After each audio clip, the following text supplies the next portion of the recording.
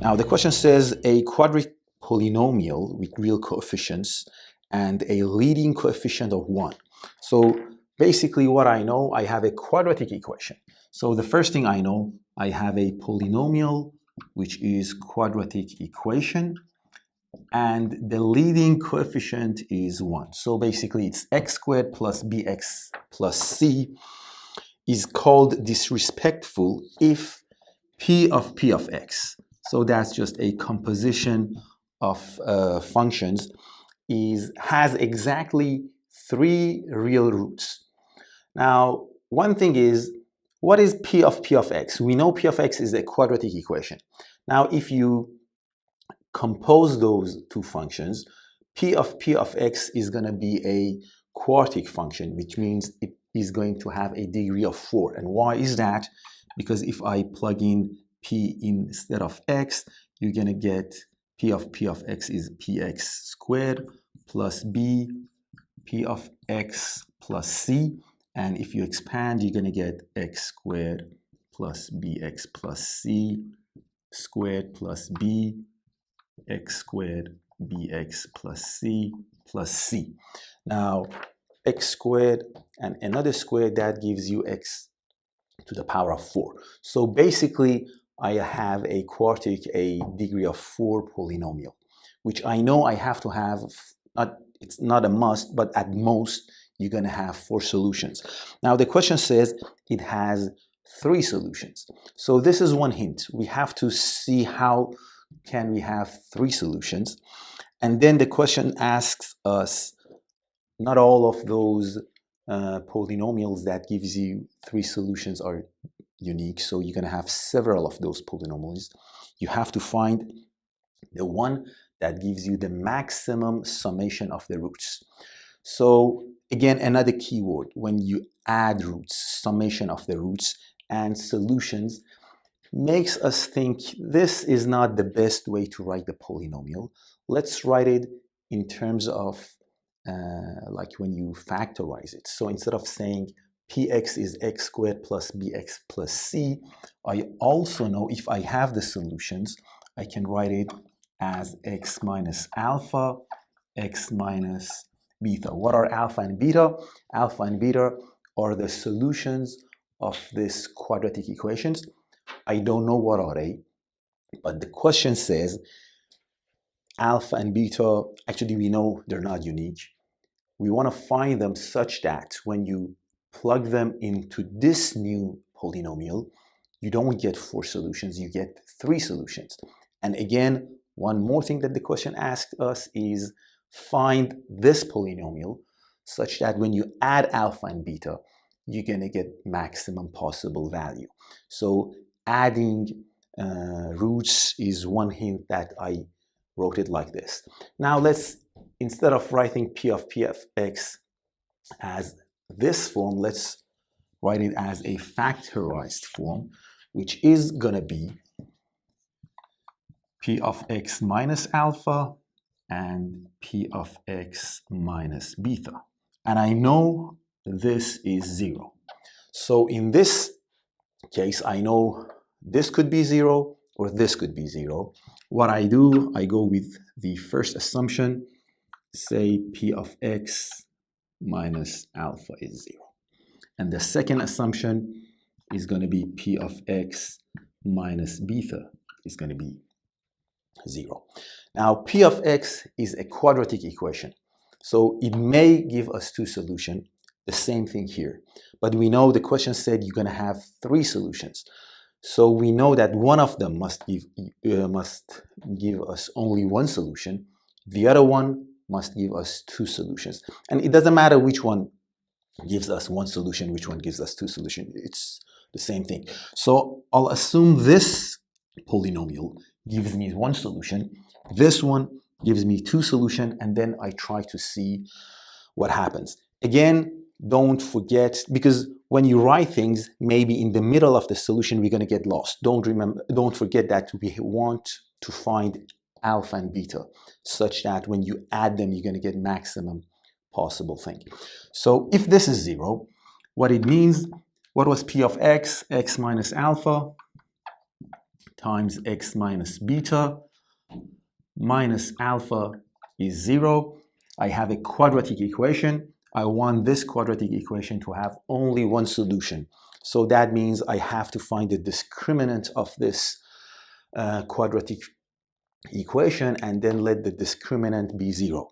I want to have two solutions here. So the same thing I do here, but instead of letting discriminant be 0, I make discriminant be positive. Now I'm going to skip a couple of algebra things you're going to do, and then you're going to have x squared minus alpha plus beta x.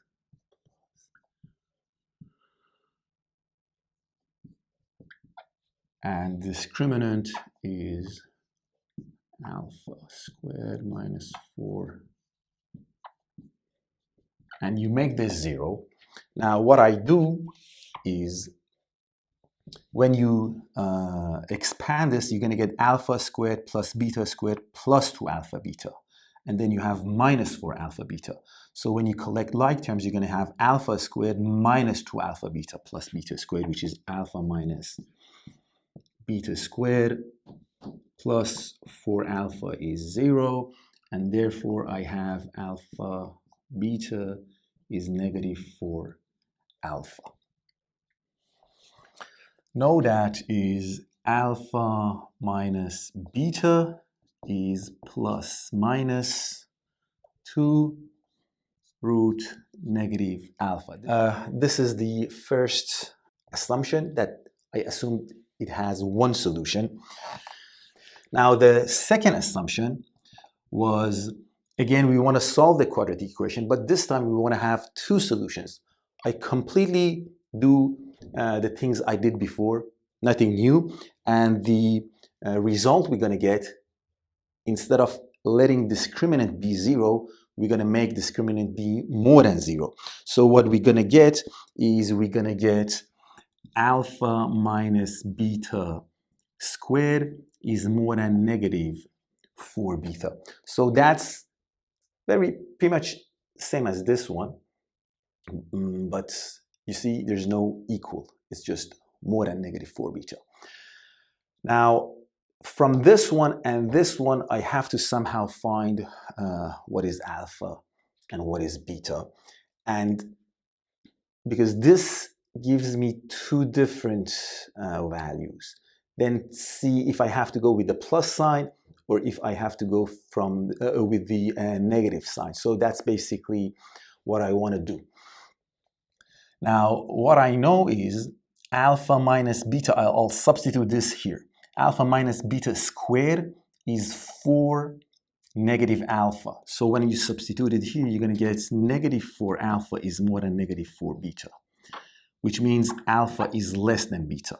So this is one thing that I know, that alpha is less than beta. So when alpha is less than beta, we know alpha minus beta is negative. So this part is negative, this part should also be negative.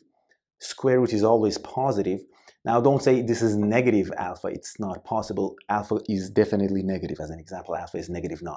Negative times negative 9 gives you positive 9, which makes everything correct.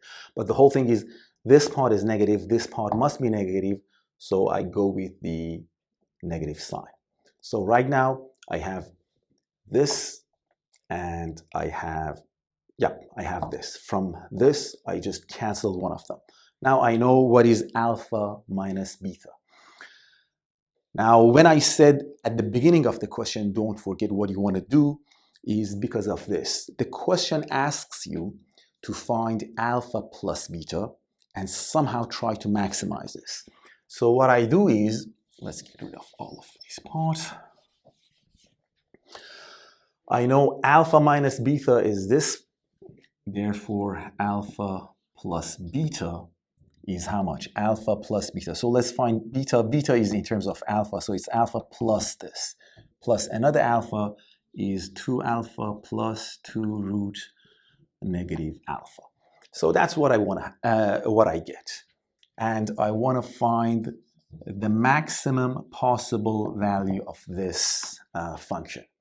Now what you can do, this doesn't look like a quadratic equation, but actually it is a quadratic equation because you have alpha and root of that. So this is square of this. So it's basically a deformation of a quadratic equation. So what I'll do is I assume negative alpha is, as an example, t squared. And then I substitute it here. I factorize 2. You're going to get 2. Instead of alpha, you have to say negative 2 squared plus root negative alpha is just t. And what is that? That's 2t negative t plus 1. So that gives me two solutions. T is 0 and t is 1. And I know the equation will look something like this. So this is 0 and this is 1.